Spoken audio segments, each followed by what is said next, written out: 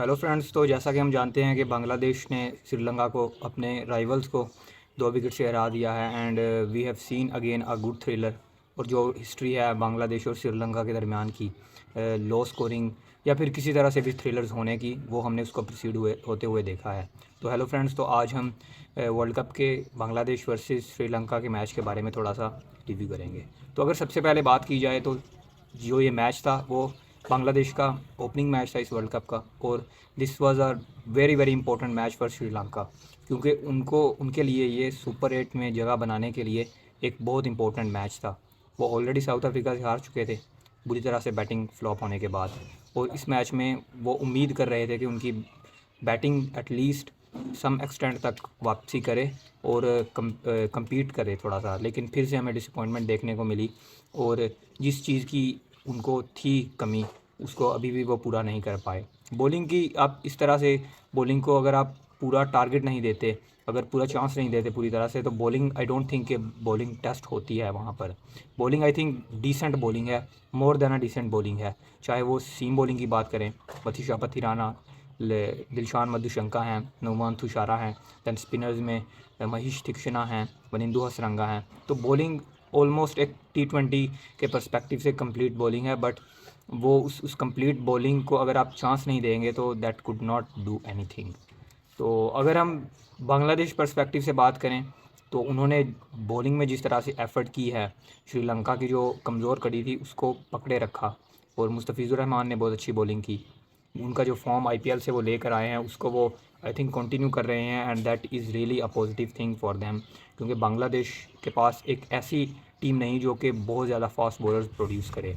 Over the years वही bowler ज़्यादातर हम जो देखते हैं वही परफॉर्म करते हैं, और मुस्तफ़िज़ुर रहमान इसलिए that is really a positive thing. Then Tanzim Hasan Sakib was playing in place of injured I think Shoriful Islam. उनको खिलाया जा सकता था वहाँ पर, लेकिन शायद आई थिंक वो अवेलेबिलिटी इशू था उनका जो था। तो इस तरह से एक अच्छी पॉजिटिव चीज़ थ्रू बॉलर्स, सीम बॉलिंग भी and through spin bowling. And मुझे लगता है कि बिगेस्ट जो पॉजिटिव रहा है बांग्लादेश के लिए इन रीसेंट टाइम्स वो रहा है उनका रिशाद हुसैन का उनकी टीम में आना और उसके बाद परफॉर्म करना। क्योंकि Bangladesh have been desperate to find a quality leg spinner. Quality तो आप बाद की बात रही, पहली चीज़ तो उनको ये एक लेग स्पिनर पाने में ही बहुत देर लग गई। उसको सेटल करना तो एक बाद की बात है, और सेटल्ड भी वो नहीं हुए थे जब जब से उन्होंने टीम में अपनी जगह बनाई। He was not in the best of his form. Even के बहुत ज़्यादा रन लीक कर रहे थे, बट अच्छी चीज़ जो उनके मैनेजमेंट की तरफ से हमने देखी वो ये थी कि उन्होंने उन पर भरोसा जिताए रखा और उनको ड्रॉप नहीं किया, उनको पूरी तरह से अपॉर्चुनिटीज़ देते रहे वो। And that proved for them a really really big bonus. क्योंकि लेग स्पिनर्स आप हमेशा से चाहते हो, इवन के अब तो आप टेस्ट फॉर्मेट में भी लेग स्पिनर्स को चाहते हो। तो T20 में तो सबसे इम्पोर्टेंट रोल रहता है लेग स्पिनर्स का, और उस रोल को हमने देखा कि किस तरह से प्ले किया रिशाद हुसैन ने।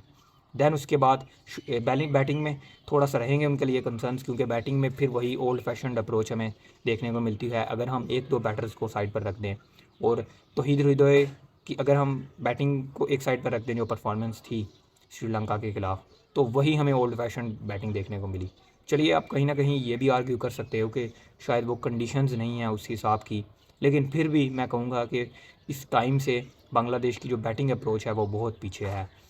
नजमुल हुसैन शांतो से मैं बहुत ज़्यादा डिसअपॉइंट हूँ, क्योंकि वो उनका जो रोल है वो कैप्टन बने हैं, और कैप्टन वो बहुत ज़्यादा प्लेयर्स को आई थिंक लिटन दास थे टीम में ऑलरेडी, शाकिब अल हसन जिन्होंने अपने आप को अनअवेलेबल किया फॉर कैप्टनसी, उनकी जगह वो कैप्टनसी अगर कर रहे हैं तो आई थिंक उनको उस रोल को कैप्टनसी के साथ साथ एज ए बैटर भी उस रिस्पॉन्सिबिलिटी को प्ले करना चाहिए। लेकिन वो बैटिंग में मुसलसल नाकाम हो रहे हैं, और उनका स्ट्राइक रेट इशू भी काफ़ी है उनके साथ। T20 क्रिकेट की अगर हम बात करें, he is no doubt a great technical player, technically बहुत साउंड है, लेकिन उनको इंटेंट भी अपना कहीं ना कहीं दिखाना पड़ेगा।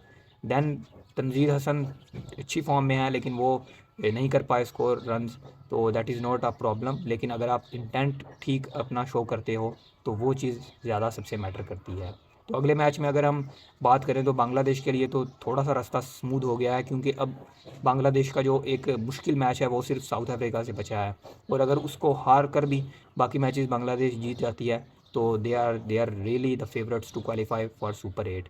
जहाँ पर श्रीलंका की बात करें तो आई थिंक उनके लिए अब बहुत मुश्किल रहने वाला है अगले अगले राउंड तक क्वालिफाई करना, क्योंकि अगर वो 2 मैच जीतते भी हैं तो there is not surety for them कि वो अगले मैच में क्वालिफाई करेंगे या नहीं।